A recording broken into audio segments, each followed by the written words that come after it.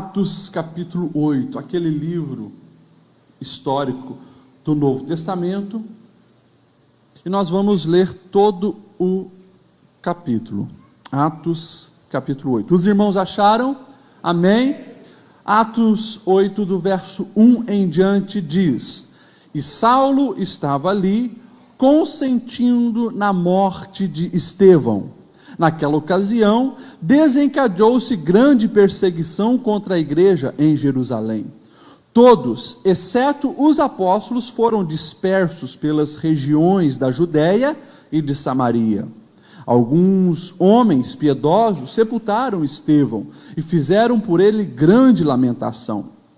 Saulo, por sua vez, devastava a igreja, indo de casa em casa, arrastava homens e mulheres e os lançava na prisão. Os que haviam sido dispersos pregavam a palavra por onde quer que fossem. Indo Filipe para uma cidade de Samaria, ali lhes anunciava o Cristo. Quando a multidão ouviu Filipe e viu os sinais miraculosos que ele realizava, deu unânime atenção ao que ele dizia.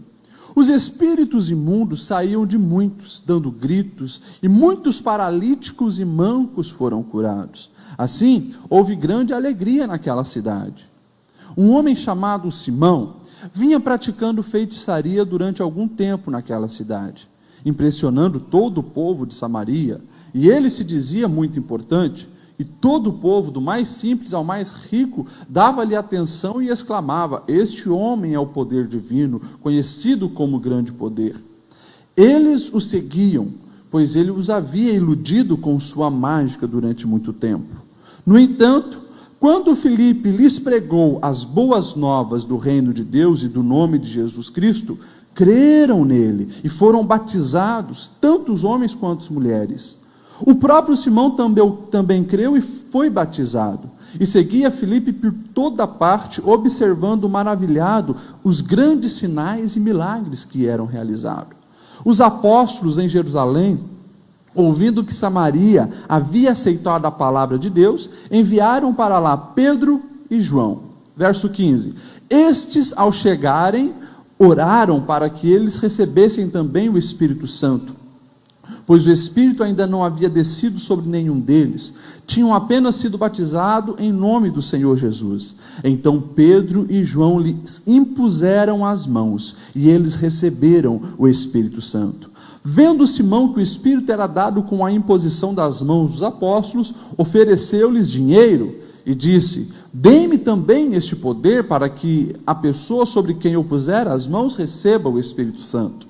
Pedro respondeu: Pereça com você o seu dinheiro. Você pensa que pode comprar o dom de Deus com dinheiro? Você não tem parte nem direito algum neste ministério, porque o seu coração não é reto diante de Deus.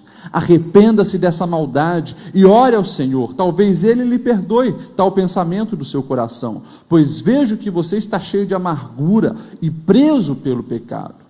Simão, porém, respondeu: Orem vocês ao Senhor por mim, para que não me aconteça nada do que então vocês disseram. Tendo testemunhado e proclamado a palavra do Senhor, Pedro e João voltaram a Jerusalém, pregando o evangelho em muitos povoados samaritanos. Um anjo do Senhor disse a Filipe: Vá para o sul, para a estrada deserta que desce de Jerusalém a Gaza. Ele se levantou e partiu. No caminho encontrou um eunuco etíope, um oficial importante encarregado de todos os tesouros de Candace, rainha dos etíopes. Este homem viera a Jerusalém para adorar a Deus, e de volta para casa, sentado em sua carruagem, lia o livro do profeta Isaías. O Espírito disse a Filipe: Aproxime-se dessa carruagem e acompanha. Então Filipe correu para a carruagem, ouviu o homem lendo o profeta Isaías, então lhe perguntou: O senhor entende o que está lendo? Ele respondeu: Como posso entender se não me explicar? Assim, convidou Filipe para subir e sentar-se ao seu lado. O eunuco estava lendo esta passagem das Escrituras: Ele foi levado como ovelha para o matadouro, e como cordeiro mudo diante do tosqueador não abriu a sua boca. Em sua humilhação foi privado de justiça. Quem pode falar dos seus descendentes? Pois a sua vida foi tirada da terra. Então o eunuco perguntou a Filipe: diga-me, por favor, de quem o profeta está falando? De si próprio ou de outro? Então Filipe, começando com aquela passagem da Escritura, anunciou-lhe as boas novas de Jesus. Prosseguindo pela estrada, chegaram a um lugar onde havia água. O eunuco disse: olha, aqui tem água, o que me impede de ser batizado? E disse Filipe: você pode, se você crê de todo o coração. E o eunuco respondeu: eu creio que Jesus Cristo é o Filho de Deus. Assim deu ordem para a carruagem parar. Então Filipe e o eunuco desceram à água e Filipe o batizou. Quando saíram da água, o Espírito do Senhor arrebatou Filipe repentinamente. O eunuco não o viu mais e, cheio de alegria, seguiu o seu caminho. Filipe, porém, apareceu em Azoto e, indo para Cesareia, pregava o evangelho em todas as cidades pelas quais passava. Amém? Que ele está sentado, meu irmão.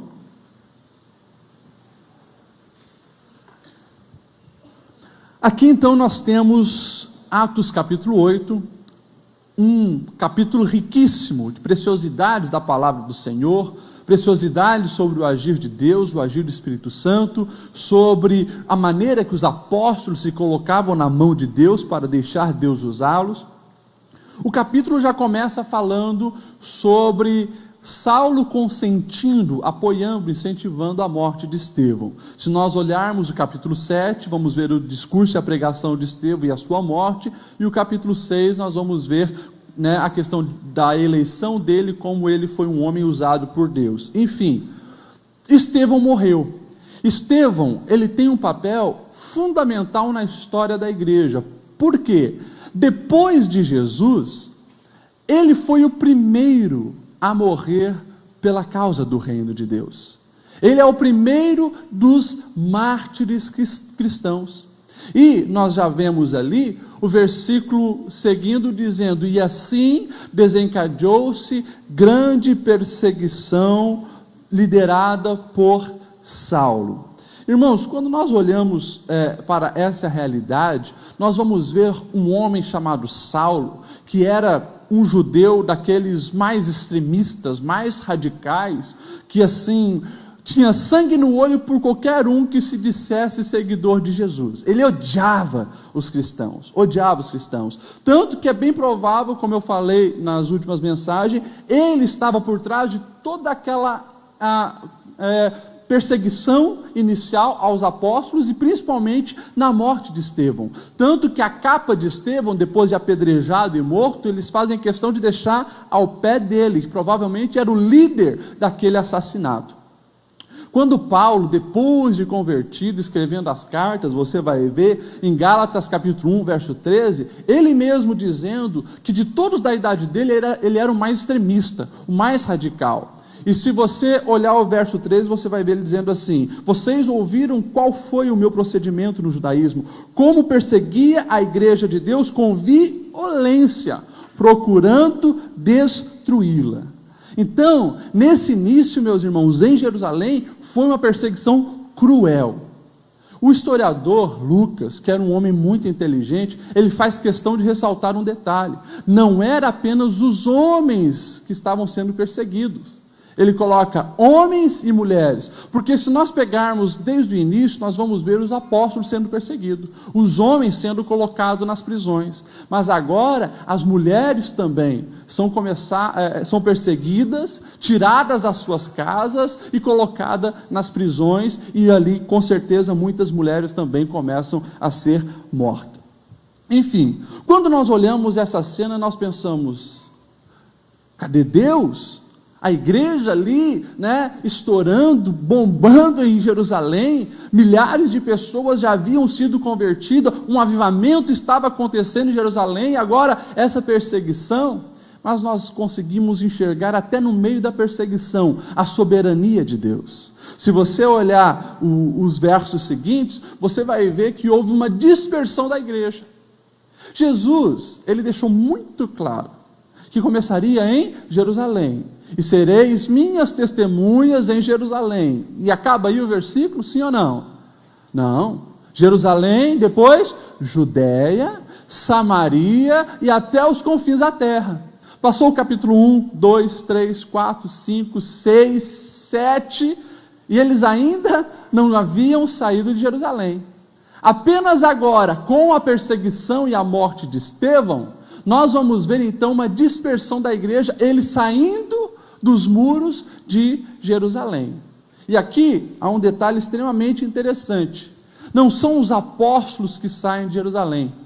Se você prestar atenção no verso, você vai dizer, e houve uma dispersão, os cristãos saíram de Jerusalém, ficando apenas os apóstolos.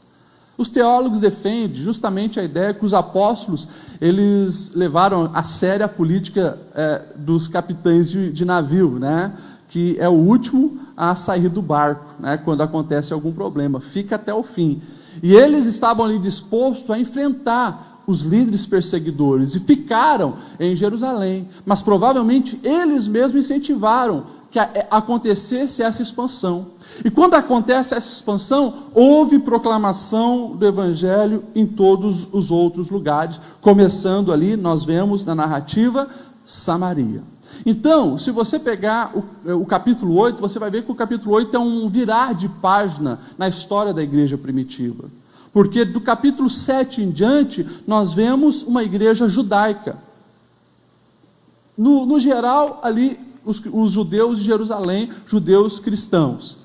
Essa página mostra uma expansão. Aqui começa-se a sair para fora. Chega em Samaria, uns judeus meio misturados, né? Os judeus não aceitavam que chamasse eles judeus, samaritanos, mas eles seguiam uma fé parecida, só com algumas misturas. E depois, a partir do capítulo 9, nós já vamos ver surgir muito forte uma igreja gentia. Uma igreja de pessoas que não eram composta por judeus. Quando nós focamos neste capítulo, ele também evidencia algumas marcas de uma igreja verdadeira. Nós introduzimos esse assunto porque temos visto nos nossos dias também, muita gente dizer, não, eu sou crente, muitas igrejas surgindo em qualquer lugar, e a gente vê essas pessoas também reivindicando o título de igreja de Deus vivo. Por isso nós estamos enfatizando algumas marcas da igreja verdadeira.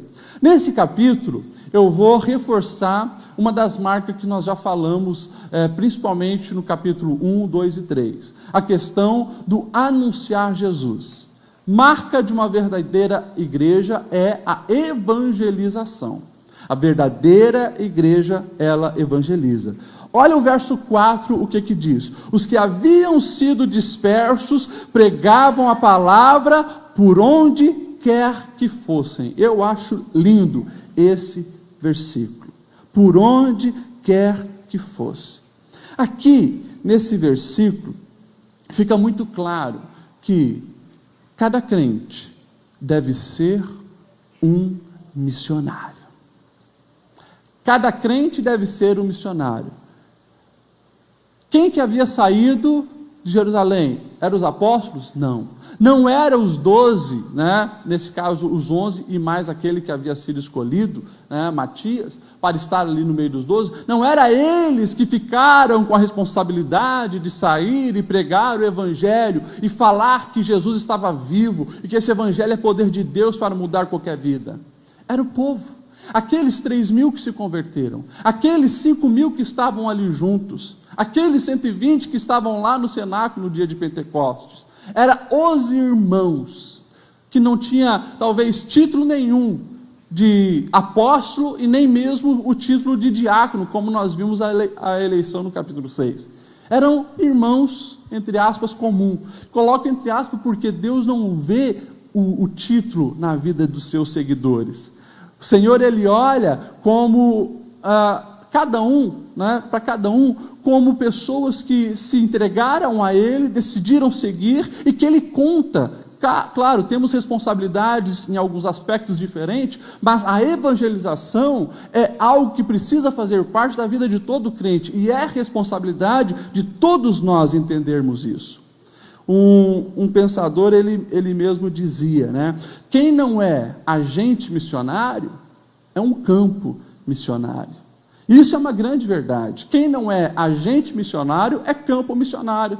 Por quê? Porque não tem como você aceitar Jesus e não ser um agente missionário.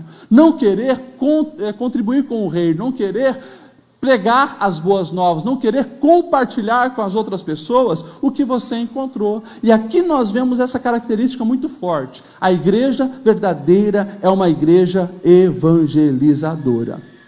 Depois, nós vemos Filipe, e aqui é um exemplo fantástico. Filipe também não era apóstolo. Filipe, ele tinha sido escolhido como diácono. E aqui nós vemos 2 destaques como diáconos. Nós vimos Estevão e agora Filipe. Eu lembro vocês que os diáconos, eles foram escolhidos para quê? Foram escolhidos para distribuir alimentação de uma maneira justa para as viúvas. Foram escolhidos para servir e administrar essas questões. Mas você vê que os homens que eram responsáveis por coisas, digamos, simples, como distribuição do alimento para as viúvas, eram homens cheios do Espírito do Senhor, eram homens que tinham o coração ardendo por vidas, eram homens que faziam toda a diferença. E daí nós vemos Filipe também agora, lá em Samaria, pregando o Evangelho. Eu gosto dessa passagem que fala de Samaria, e do versículo 4, como eu já falei, aonde quer que fosse, porque justamente mostra aonde nós devemos anunciar o Evangelho, aonde nós devemos evangelizar. Se você pegar um pouquinho da história, judeus e samaritanos, você vai ver que Filipe, ele assume uma responsabilidade fantástica. Primeiro, ele deixa muito preconceito cair por terra, porque nós sabemos que judeus não se davam com os samaritanos. Nós sabemos que os judeus tinham um pé atrás com os samaritanos, viam os samaritanos como pessoas que não serviam o Deus verdadeiro pelo fato de serem híbridos, mistura de raça, e principalmente pelo fato, lá no século IV a.C., os próprios samaritanos, eles renunciaram o templo de Jerusalém, e na cidade de Gerizim, eles construíram um templo para lá adorarem. Eles elegeram os seus sacerdotes e não mais os sacerdotes que estavam ali no templo em Jerusalém. E isso intensificou uma guerra muito forte entre os judeus e os samaritanos. Tanto que quando Jesus está no seu ministério terreno, a gente vê esse choque muito explícito nos ensinos de Jesus. Agora Filipe, nessa dispersão que houve de Jerusalém, ele vai justamente lá, no meio dos seus inimigos, dos seus arquirrivais, pregar o Evangelho. Isso aqui, meus irmãos, já é uma lição para cada um de nós, sobre aonde nós devemos proclamar as boas novas de Jesus. Não tem lugar específico. Isso aqui que nós lemos no verso 4, precisa fazer parte da minha vida e da sua vida, porque é marca de um verdadeiro cristão. Aonde eu for, lá é um campo missionário. Muitas vezes, até dentro da igreja, se você está descendo a escada, viu alguém que precisa de ajuda, alguém que precisa de uma palavra de Jesus, já começa por aí. Nós precisamos entender que o meu trabalho é um campo missionário, a minha escola é um campo missionário, a minha casa é um campo missionário, o almoço em família nos domingos com os parentes é campo missionário, a minha vizinhança é campo missionário, entrei no ônibus é um campo missionário, estou na fila do mercado é um campo missionário. Aonde eu for, eu preciso ter essa visão de ver como um campo missionário. Tudo isso é responsabilidade nossa. Filipe entendeu isso. E nesse caso, ele precisou o quê?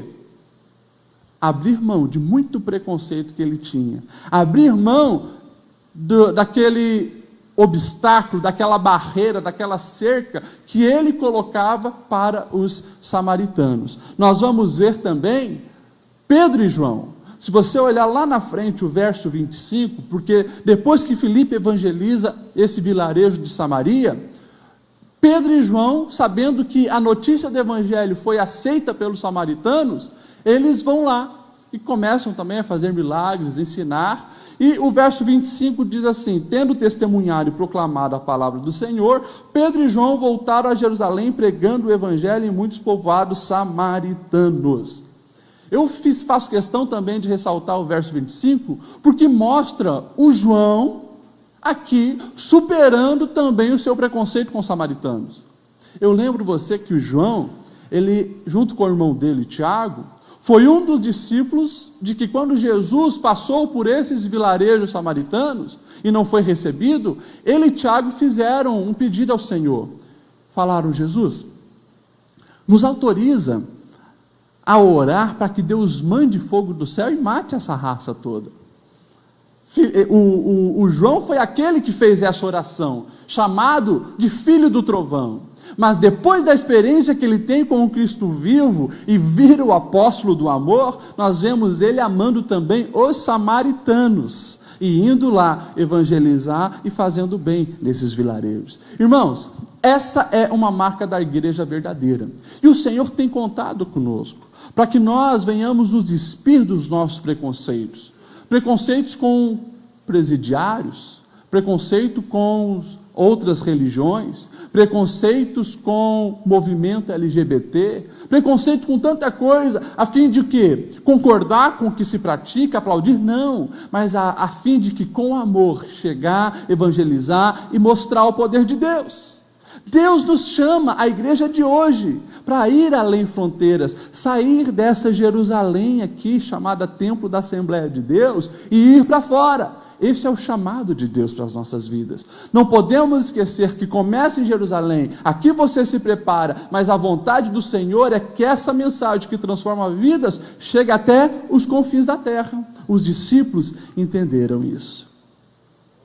Nós vemos depois Filipe, esse Filipe que prega o evangelho em Samaria.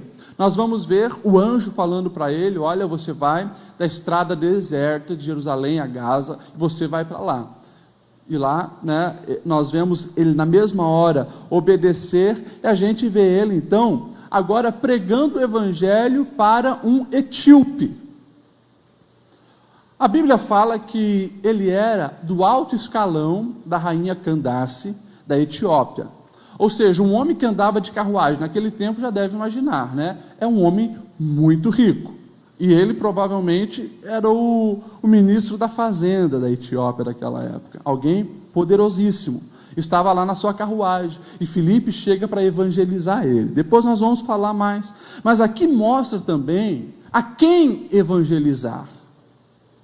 Nas cidades onde eles estavam, na região ali de Samaria, aqueles vilarejos, a classe era pobre, classe econômica daquelas pessoas, eram pessoas pobres, e o evangelho estava sendo pregado para pobres, mas aqui nós vemos também o interesse do Senhor pelos ricos. Aqui nós vemos o interesse do Senhor falando para Filipe: ei Filipe, eu tenho um plano também contigo, eu preciso que você vá lá numa estrada, lá vai passar um magnata, lá vai passar alguém rico, lá vai passar alguém poderoso, mas eu preciso que aquela pessoa também ouça o evangelho. E ele vai para lá e prega o evangelho para o ministro da fazenda da Etiópia, da rainha Candace. Isso aqui, meus irmãos, eu acho fantástico. Porque ao mesmo tempo que multidões estão recebendo o evangelho, Deus se importa com o que está passando lá numa estrada. Isso aqui mostra a maneira de Deus agir e como Deus deseja fazer também na nossa vida. Muitas vezes é para você pregar sim para multidões, mas Ele espera que você no um a um, no corpo a corpo também esteja falando das boas novas. E isso aqui, meus irmãos, eu acho extremamente importante, a questão de não esquecermos da classe alta. Deus se importa com os pobres? Sem dúvida. Nós vemos Deus tratando os pobres com todo cuidado durante toda a história de Israel, durante toda a história da igreja, e precisamos ter esse olhar. Não tem cristão verdadeiro que não olha para os necessitados. Falei antes que uma das marcas da igreja é enxergar aqueles que a sociedade rejeitam e discriminam. É nosso papel enxergar, mas não podemos também esquecer dos ricos. E esse tem sido um grande problema no Brasil. No Brasil. Foi um problema na Europa e tem sido um grande problema no Brasil. Esquecer de evangelizar os ricos. Por quê? Prega-se um evangelho meia boca. Nossa, pastor, evangelho meia boca? Um evangelho mentiroso, que não tem nada de evangelho, que promete apenas coisas materiais para a pessoa. Um evangelho que fala, olha, vem para Jesus que Ele vai te dar uma casa nova, vem para Jesus que Ele vai te dar um carro novo, vem para Jesus que a tua conta vai ficar maior. Só que quem já tem carro, quem já tem casa, quem tem uma conta já recheada, então não precisa de Jesus, se isso é evangelho. Mas o evangelho vai muito além disso. Evangelho é realmente a mensagem de Deus para transformar a vida por completo. Não fala de misérias materiais, mas de miséria da alma, daquilo que todo ser humano precisa, ter o vazio do seu coração preenchido. E nós precisamos entender essa verdade e saber que os ricos, não importa o tamanho da sua fortuna, se não tem Jesus, estão também caminhando para o inferno com o coração vazio. E nós precisamos ter plano de evangelização para atingir a classe alta da nossa sociedade, mas isso só vai ser alcançado com o evangelho verdadeiro de Jesus Cristo, mostrando que todos são pecadores, carecem do perdão de Jesus para ter acesso a Deus. Se vir com esse evangelho meia boca, que promete apenas coisas terrenas, os ricos nunca vão ser alcançados. E essa é uma responsabilidade nossa, minha e tua. Então, meus irmãos, fica muito claro que Deus deseja nos usar para a evangelização. Evangelização é marca de uma igreja verdadeira. E se você é um crente verdadeiro, isso precisa ser uma chama ardendo no seu coração. Você não pode se conformar com multidões e multidões indo para o inferno e você não fazer nada. A gente precisa ter o coração apertado, angustiado, incomodado por Deus, para que nós venhamos nos colocar nas mãos dele, ser instrumento de resgate para essas vidas. A gente tem que ter a ousadia e as lágrimas de John Knox. John Knox foi alguém que olhou para a Escócia e se tornou um reformador da Escócia, e ele chorava horas e horas e horas diante do Senhor, pedindo: Senhor, dai-me a Escócia, dai-me a Escócia, dai-me a Escócia. E a Escócia foi evangelizada por causa da vida desse homem. Começou com lágrimas aos pés do Senhor, incomodado por ver multidões indo para o inferno, foi lá e fez grande diferença. Igreja verdadeira evangeliza. Segunda marca de uma igreja verdadeira é que ela não vende o que recebeu de graça. Integridade. Nós vemos numa dessas cidades que compunha esses vilarejos da Samaria, apareceu um homem chamado Simão, feiticeiro. Usava da mágica para impressionar as pessoas, ele se achava muito importante, e muitas pessoas, e o texto até faz questão de ressaltar, tanto ricos como pobres, analfabetos e inteligentes, olhavam para aquele mágico Simão e seguiam ele. Era um referencial de alguém que tinha poder divino. Olha só, a carência das pessoas a preencher o vazio que só Deus pode colocar no homem. O homem é um homem, né? O ser humano é o que muitos teólogos vão chamar de homo religioso. É um homem que precisa, ele carece de uma ligação com o espiritual. E você vai ver em qualquer cultura, mesmo culturas que não tiveram acesso ainda com um homem branco, alguma coisa eles vão querer adorar, algum poder divino vão querer servir. Por quê? Porque é a carência do homem de Deus. E lá, naquelas regiões, eles tinham essa carência, e quando surge esse mágico fazendo coisas mirabolantes, eles seguem. Só que quando chega um homem de Deus lá, quando chegou Filipe, acabou aquela palhaçada, porque o poder de Deus começa de fato a ser revelado. Demônios sendo expulsos, enfermos sendo curados, até o próprio Simão. Quando ele vê aquilo, ele fica tão impressionado, que ele vê as multidões aceitando Jesus, se convertendo, sendo batizado. O texto diz que ele também aceita, e ele é batizado. E ali ele começa a seguir Filipe para cá, para lá. E quando chega o reforço, quando chegam os apóstolos, quando chega Pedro e João começam a observar que as pessoas, elas aceitaram Jesus, começam a observar que elas foram batizadas em águas, como arrependimento pelo seu pecado, mas eles viram que elas não haviam recebido o que nós, depois pentecostais, chamamos de batismo no Espírito Santo. E eles começam a colocar as mãos sobre as pessoas que haviam se convertido, e elas começam a receber o batismo no Espírito Santo, que provavelmente era manifestado pelo dom de línguas. Aqui ainda não vai falar isso. Ali na frente a gente já vai ver isso. Mas alguma coisa acontecia naquelas pessoas que era evidente, porque Simão, quando vê Pedro e João colocando a mão sobre as pessoas e tendo uma reação nelas, ele diz: eu quero isso também. Então ele pega um trocado, né, e chega: passa essa porção para mim aí, né, me passa um pouco dessa mágica, para que quando eu também colocar a mão nas pessoas, as pessoas elas venham cair. E aí surge o termo simonia, que é a venda de coisas espirituais, venda de coisas sagradas, algo que infelizmente não parou lá com Simão, algo que vem seguindo a igreja desde lá. E aqui Simão é mais uma daquelas tentativas do diabo de desvirtuar a igreja.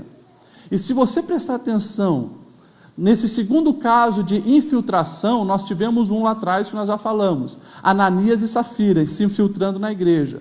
Eles queriam lá reconhecimento, comprar reconhecimento. Esse aqui, ele queria comprar poder. Mas assim, você consegue ver que o dinheiro pode ser usado para destruir a igreja?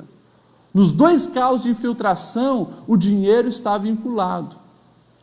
E isso é algo que nos alerta sobre o nosso lidar com o dinheiro. Enfim, Simão então ele chega, oferece aquela propina para os dois apóstolos e na mesma hora ele é repreendido. Nós vamos ver o Pedro respondendo assim, na lata para ele: pereça com você o seu dinheiro. Você pensa que pode comprar o dom de Deus com dinheiro? Você não tem parte e nem direito algum neste ministério, porque o teu coração não é reto diante de Deus. Isso aqui, meus irmãos, é forte. Mostra que o quê? Que o engano não permanece. Eu olho para isso aqui e eu fico fazendo uma comparação com os dias de hoje. Às vezes eu já me perguntei: Senhor, mas por que tu não me revelou que essa pessoa, né, não tem nada de Deus? Por que o Senhor não me revelou que essa pessoa nem deveria ser batizada porque não se converteu de verdade? Quantas decepções a gente já teve com pessoas que pareciam autenticamente cristãs, mas um tempo depois já mostram que não é. E eu olho para isso aqui e eu vejo que a mesma coisa aconteceu com Filipe.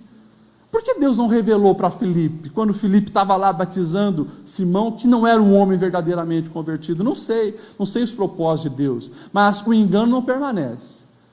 Ali na frente ele caiu do cavalo, ali na frente ele padeceu, ali na frente é revelado que o coração dele não era reto diante do Senhor. E aqui nós vemos o Evangelho destruindo e desmistificando toda aquela questão mística, de fantasias, de marchas que acontecia ali naquele meio. E nós precisamos entender, meus irmãos, que essa verdade que aconteceu lá atrás tem acontecido e precisa ainda nos dias de hoje ser desmascarada. Porque ainda nos dias de hoje tem infiltração na igreja, ainda nos dias de hoje tem misticismos tentando entrar na igreja para quê? Para enfraquecer a fé autêntica, a fé verdadeira. Se você pegar, meus irmãos, hoje com a internet, e você digitar no Google, sobre loucuras de crentes, de igreja, de pastores, você vai ficar escandalizado.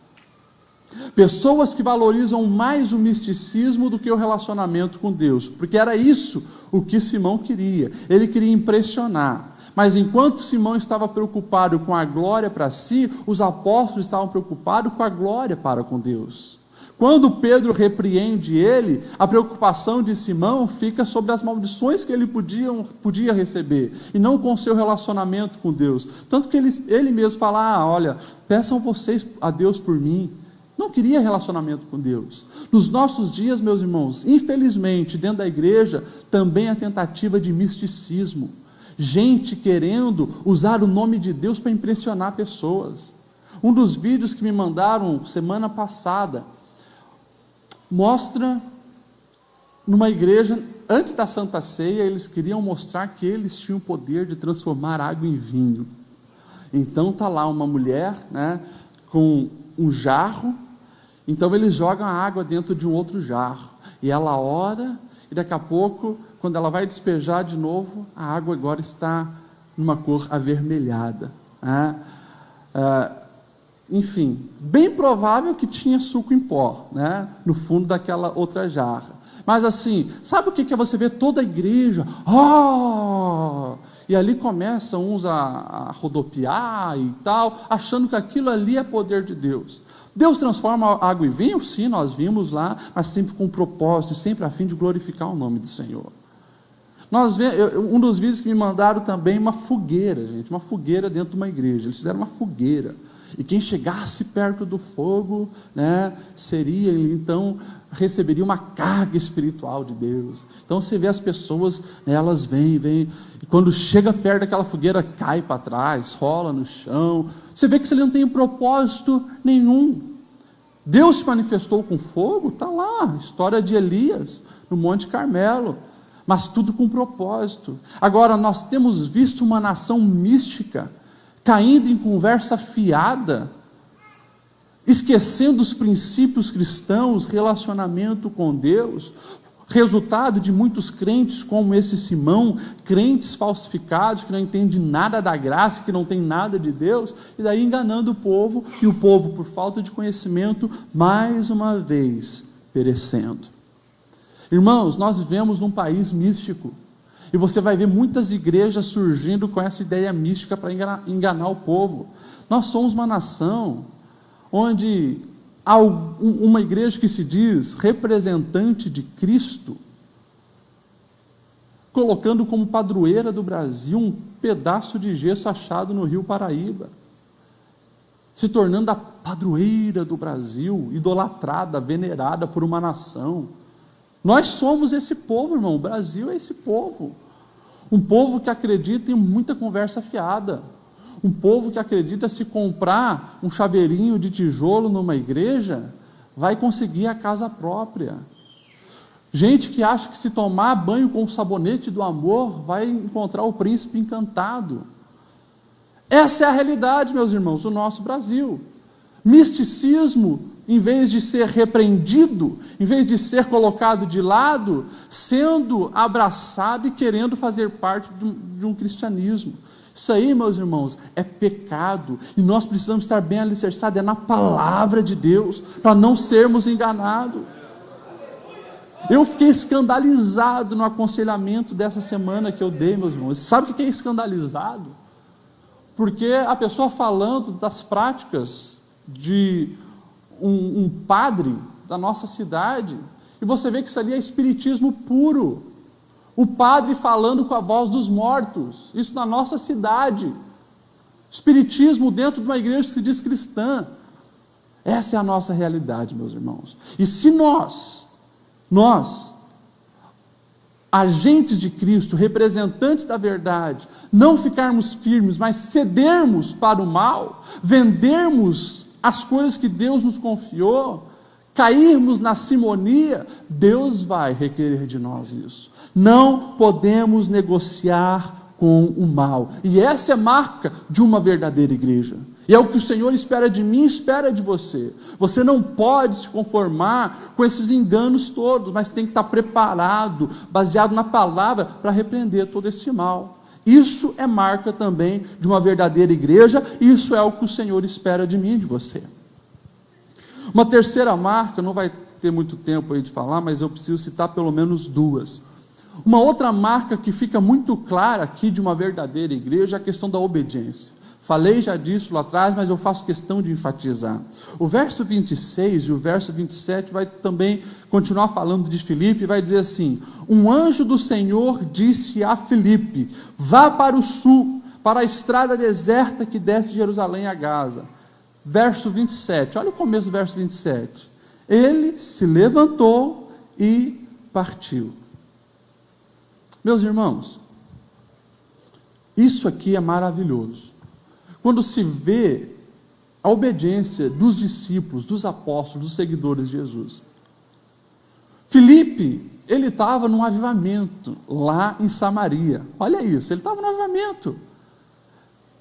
Centenas de pessoas se convertendo, se rendendo, milagres, paralítico andando, né, cego vendo, demônio sendo expulso. Você imagina que coisa maravilhosa que ele estava vendo lá.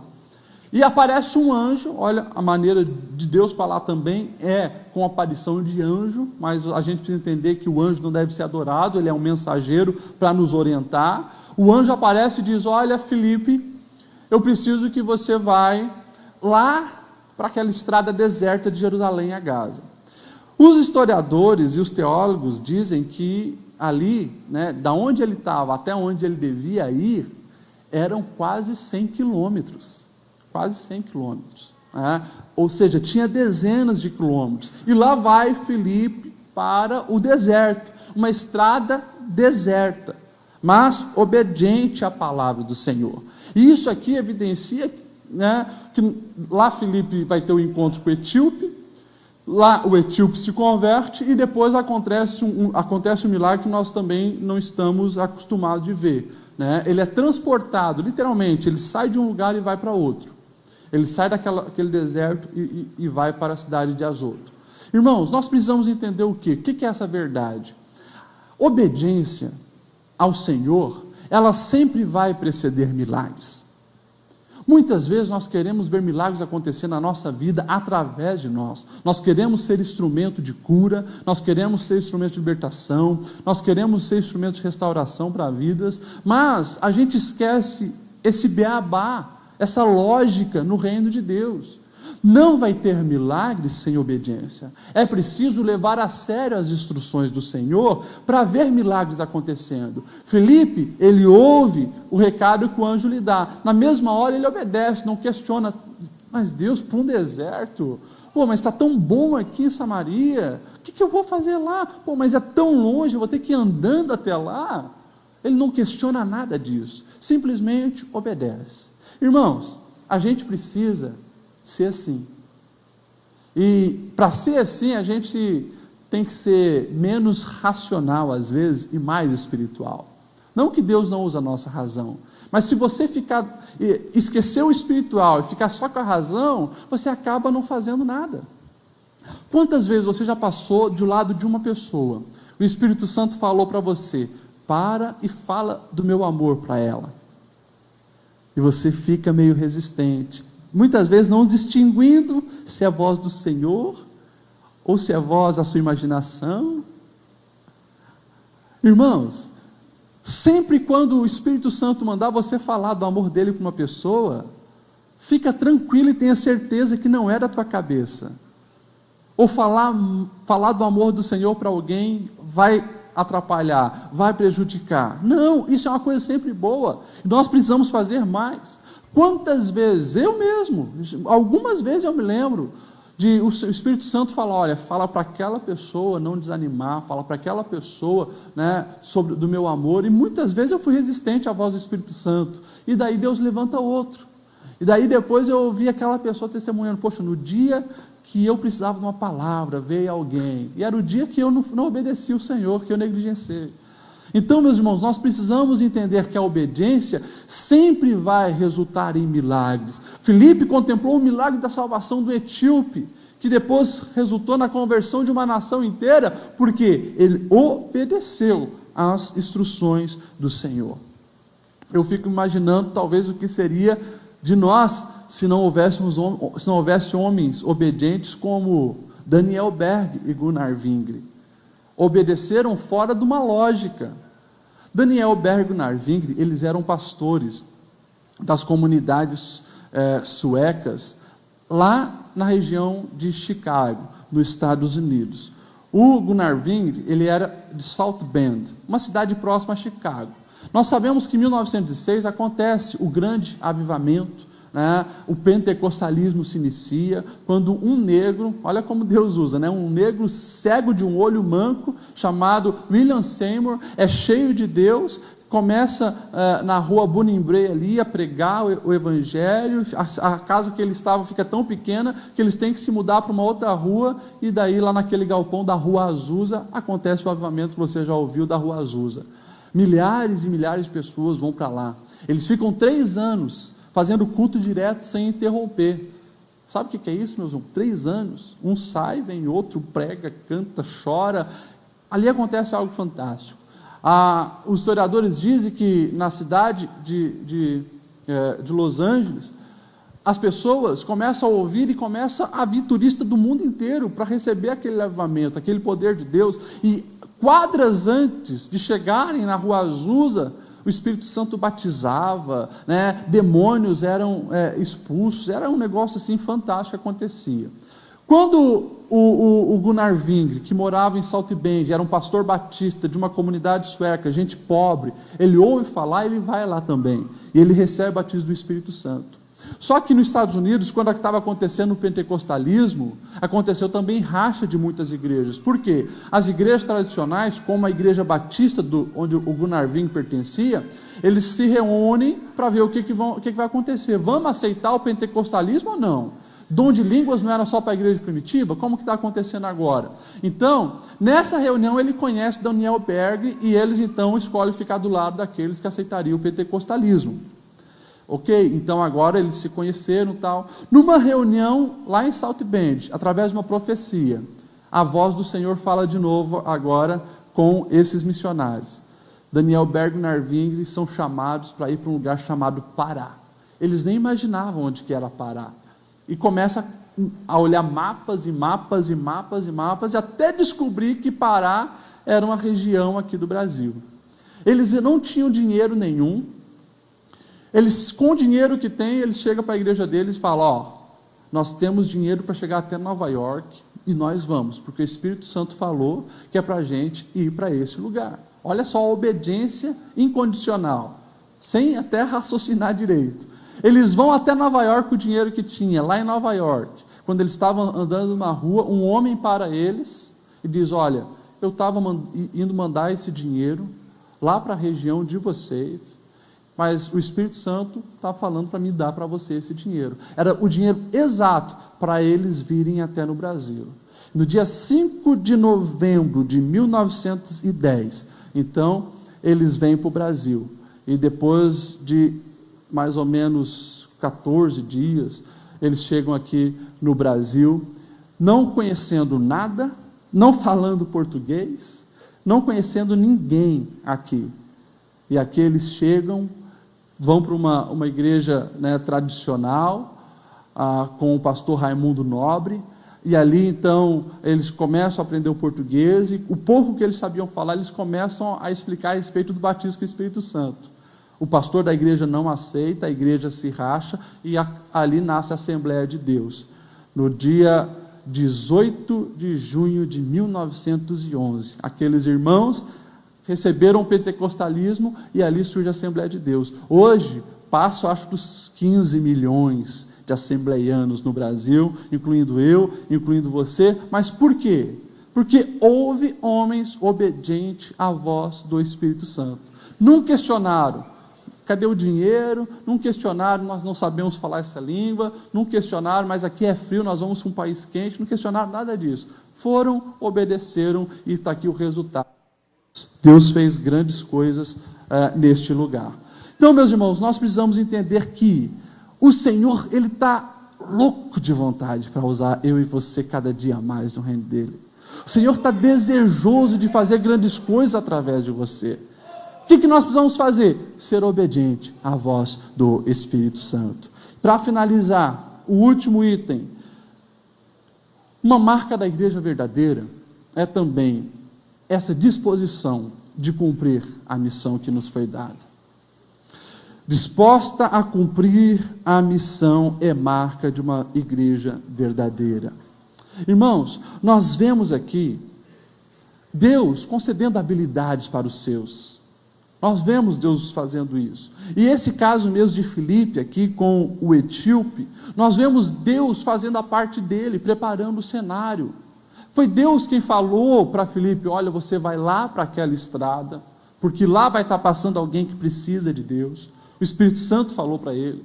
Quando ele está lá, chega naquela estrada, o Espírito Santo fala o que ele deve fazer. O Espírito Santo diz para ele: olha, aproxima-se dessa carruagem. Ele é obediente, e quando ele chega naquela rua, chega perto da carruagem, lá dentro ele vê um homem lendo em voz alta uma passagem do profeta Isaías. Até isso Deus tinha preparado, né? Logo Isaías 53, que fala, é uma profecia sobre o nosso Cristo, sobre o que ele padeceria na cruz.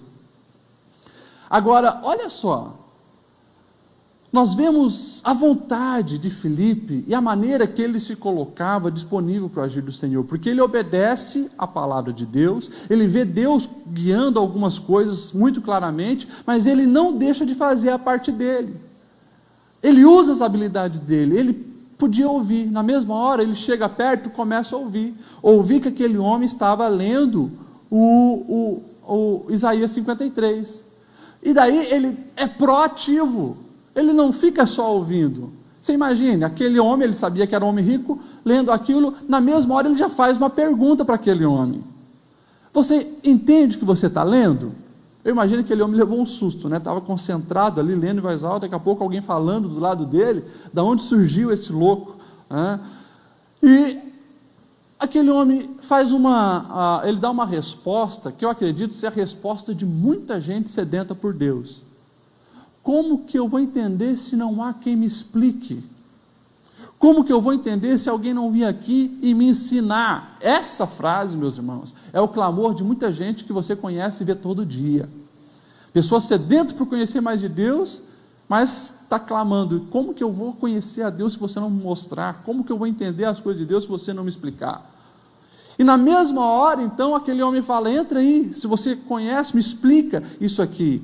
E daí o versículo 35 diz: então Filipe, começando com aquela passagem da Escritura, anunciou-lhe as boas novas. Isso aqui mostra também, né? Olha só a sabedoria de Filipe. Ele não quis já falar direto de Jesus. Ele iniciou justamente por onde aquele homem tinha dúvida. Você já viu aqueles irmãos crentes que querem até evangelizar, mas, poxa, não tem às vezes a sabedoria? Irmãos, todas as pessoas, elas têm questionamentos a respeito da fé, a respeito de Deus, ou do momento que estão passando. Isso que é o interesse da pessoa, precisa ser o gatilho da sua evangelização, precisa ser o pontapé inicial, precisa ser ali, a partir daquela dúvida, aquilo que está na mente da pessoa, aquilo que ela quer saber, o início de você expor o Evangelho. Eu acho, meus irmãos, que essa sabedoria que Filipe teve, falta muitas vezes para muitos de nós, porque às vezes tem aqueles crentes chatos, que querem empurrar Jesus pela goela das pessoas, né, sem prudência. O assunto é outro, eles estão falando de outra coisa, mas daí chega aquele crente: mas Jesus te ama, se você não se arrepender vai para o inferno. Nós temos que ser prudentes e inteligentes. Nós precisamos entra na conversa, mas no assunto que está rolando, na curiosidade da pessoa, e o Senhor vai te dando graça até você chegar em Jesus. Jesus, claro que foi o centro da mensagem aqui que Filipe vai pregar, porque o capítulo já era propício, falava sobre o sofrimento de Jesus na cruz, e a pergunta do etíope era: esse profeta está falando dele mesmo ou de outro? E Filipe fala: não, é de outro, está falando do Messias que viria, veio, e eu sou representante dele aqui, e já começa a falar sobre o batismo de arrependimento, a ponto que quando aquele etíope, ele vê a água, né, no meio de uma estrada deserta, ele vê a água, ele já diz: peraí, tudo que você está me falando eu quero. O que me impede de ser batizado? E ali então, eles saem da carruagem, vão para a água, e aquele homem é batizado, e ali é uma salvação. E você pode imaginar, porque depois, se você pegar a história da igreja, o que os pais da igreja vão escrever, você vai entender porque do norte da África, a Etiópia era um dos países mais fortes no cristianismo.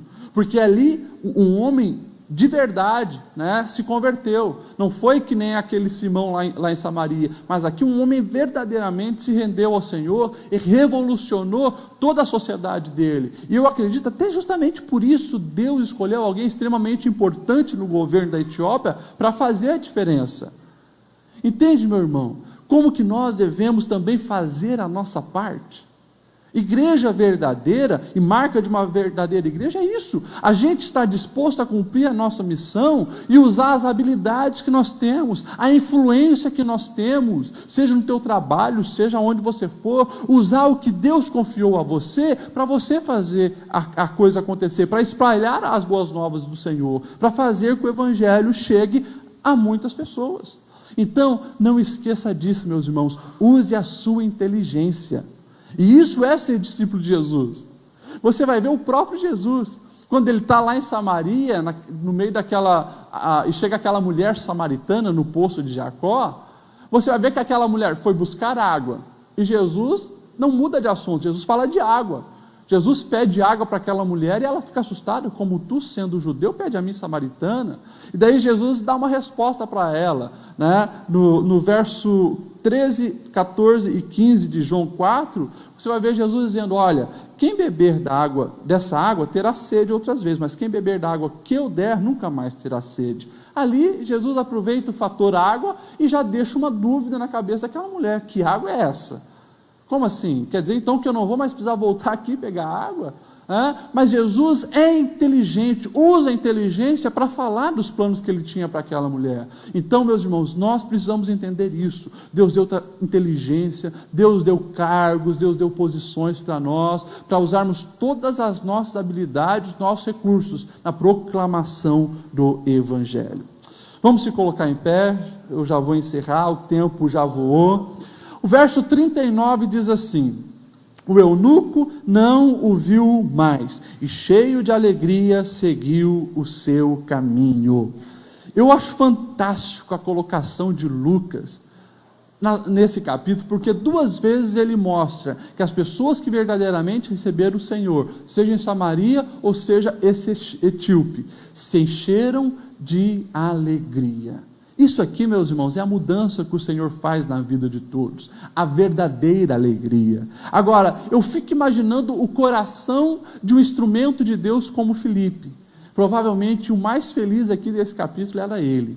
Alguém que recebeu muito mais alegria foi Filipe, porque ele fez justamente a vontade de Deus. Ele obedeceu o Senhor e viu o Senhor usando grandemente ele. Eu imagino, o dia que Filipe encontrar com esse etíope lá no céu. Quando Filipe vê que lá na Etiópia, através desse homem, milhões e milhões de pessoas se renderam a Cristo. Isso aqui é maravilhoso, meus irmãos. E é dessa maneira que o Senhor deseja nos usar. Mas nós precisamos fazer o quê? Fazer que essas marcas de uma autêntica igreja sejam presentes na minha vida.